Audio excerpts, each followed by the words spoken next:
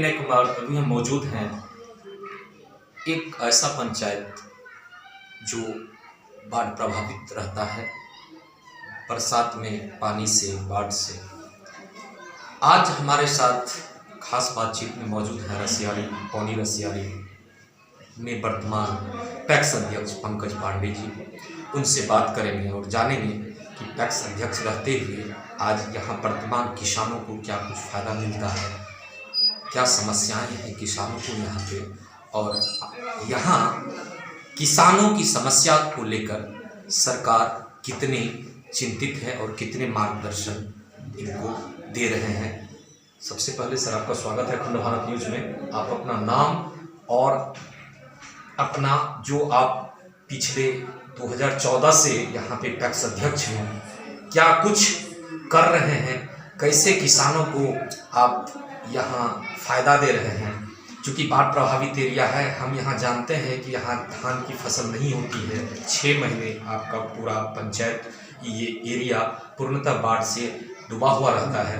आप पंकज जी बताएं कि आगे आप अपने पंचायत में किसानों को क्या कुछ किसानों के लिए कर रहे हैं, क्या अगला प्लानिंग है, कुछ बताएं। धन्यवाद विनय जी। सबसे पहले तो प्राथमिक कृषि साख सहयोग समिति, ये जो सिस्टम है वो किसान के हित के लिए है, लेकिन किसान को यहाँ किसी तरह का कोई फायदा नहीं मिल पाता है। हम 2014-15 से पैक्स अध्यक्ष हैं। न तो हमारे पास सबसे पहले चीज़, न तो हमारे पास कोऑपरेटिव बैंक है, कोऑपरेटिव ना बैंक है ताकि किसानों को लोन मिल सके, न तो हमारे पास इफ्को का रैक पॉइंट दरभंगा लगता है ताकि वो खाद किसानों को मिल सके सस्ते दरों में। तीसरी चीज़, बाढ़ प्रभावित क्षेत्र है, किसान के पास खाने के लिए धान तो होता ही नहीं है, बेचने के लिए कहाँ से होगा। तो किसी भी एंगल से चौथा बात, दुर्भाग्यपूर्ण बात होना चाहिए ये हुआ है कि निर्वाचन करा के पैक्स अध्यक्ष को यहाँ से ले जाया जाता है, लेकिन किसान को किसको फसल मिलना चाहिए, क्षति मिलना चाहिए, उसको अनुशंसा करने की पावर पैक्स अध्यक्ष को कहीं से नहीं है। उसमें क्या होता है कि जमींदारों, जिसके पास जमीन है, उसको सही महीने में लाभ नहीं मिल पाता, जो निभूमीन है उसको लाभ मिल जाता है। लेकिन अध्यक्ष को यदि अनुशंसा करने की पावर होता तो वो गर्व से लिखता, अनुशंसा करता कि ये वास्तविक किसान है, ये किसान जमीनी स्तर पर खेती करते हैं, इनको फसल सहायता योजना का लाभ मिलना चाहिए। लेकिन पैक्स अध्यक्ष को मुखौटा के रूप में निर्वाचन करा के सरकार ले जाती है और निकम्मा बना करके रखी हुई है। पंकज जी, आप बता रहे हैं कि रसियारी पंचायत का जो पैक्स अध्यक्ष है एक मुखौटा है। चूँकि आपका ये पंचायत जो है पूर्णतः बाढ़ से घिरा हुआ रहता है 6 महीने, चूँकि धान यहाँ होता नहीं है, खाने के लिए धान होता नहीं है, तो पैक्स का अध्यक्ष कैसे उसको सरकार तक पहुँचाएगी। एक चीज़ पंकज जी आप बताएं, बहुत सारे आदमी, बहुत सारे हमारे देश की जनता नहीं जानते हैं कि आखिर पैक्स क्या है, पैक्स का मुख्य कार्य क्या है, ये आप 1 लाइन 2 लाइन में बताएं। पैक्स का जो मुख्य कार्य है वो किसानों के लिए है। सबसे पहले कि पैक्स अध्यक्ष का काम है कि गांव स्तर का अनाज सरकार को बेचे ताकि डायरेक्ट लाभ किसान को मिले, तो यहाँ ये होती नहीं है। दूसरा कार्य किसानों का क्या है, पैक्स का क्या है कि किसानों को डायरेक्ट बैंक से लोन की सुविधा मिला है, वो यहाँ बैंक है नहीं। तीसरा चीज़ कि किसानों को एक अच्छी कंपनी की खाद जो इफ्को है, जो डायरेक्ट पहुँचे किसानों के पास, वो दरभंगा में डायरेक्ट लगती नहीं है। पैक्स अध्यक्ष का यही सब सारी काम है जो यहाँ नहीं हो पा रहा। सिर्फ यहाँ हम लोग जैसे 2014-15 से जन वितरण प्रणाली, एक लाइसेंस है पैक्स को, चूँकि यहाँ पूर्व से डीलर नहीं था तो सोसाइटी को मिला हुआ ये भाग, और वही चीज़ करके अपना जीवन यापन करते हैं और पब्लिक के बीच में 2014 से कंटिन्यू जुड़े हुए हैं। इस सिस्टम को जरूर हम आने के बाद ठीक किए हैं। शोषण बंद हुआ है, रजिस्टर में भी आप पता लगा सकते हैं, रजिस्टर में भी, और आज तो बायोमेट्रिक हो गया, अब तो शोषण की जगह कम है, शोषण नहीं होगा। क्योंकि अब पब्लिक डिस्ट्रीब्यूशन में जा करके डीलर को खुशामद करना, पब्लिक खुशामद डीलर के पास नहीं करेगी, सही बिहेव रखना होगा उसको। ये सब सारी चीज़ अभी चल रही है, तो इसी में जैसे तैसे अपना चल रहा है। लेकिन किसानों को मेरे ख्याल से डायरेक्ट फायदा कहीं से कुछ नहीं मिल रहा।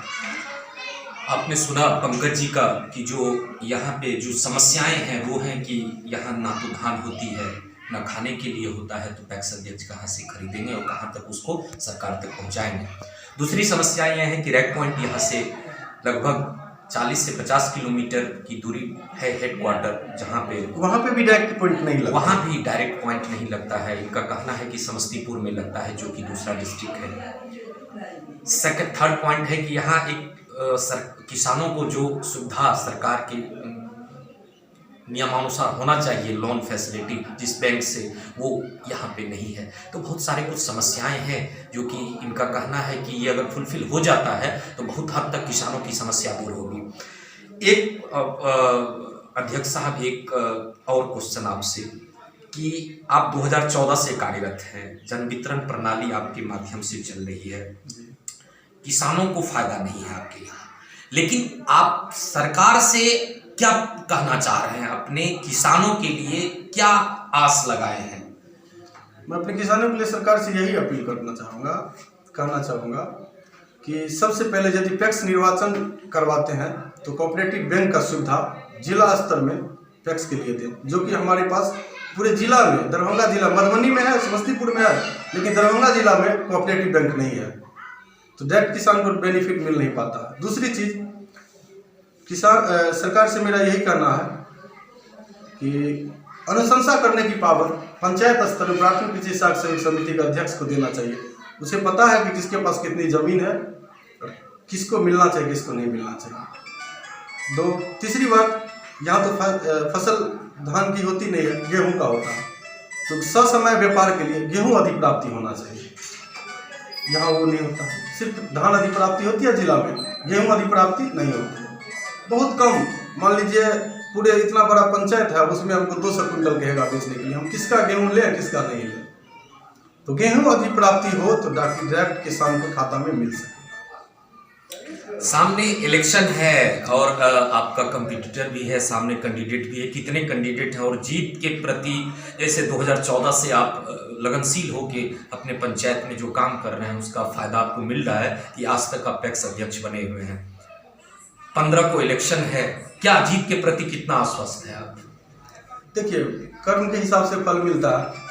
मेरा जिस हिसाब से कर्म रहा, चूँकि जन वितरण हम चलाते हैं 2014 से, मुझे पूरा उम्मीद और विश्वास है, खास करके अपने गांव का जो पब्लिक है, जो कार्यभार मुझे दिया गया था, मैं उसमें कुशल हूँ और उम्मीद करता हूँ कि सारे लोग कुशल पूर्वक मुझे जिता के भेजेंगे। समय देने के लिए बहुत बहुत धन्यवाद आपको पांडे जी। अखंड भारत के लिए विनय कुमार की खास रिपोर्ट दरभंगा।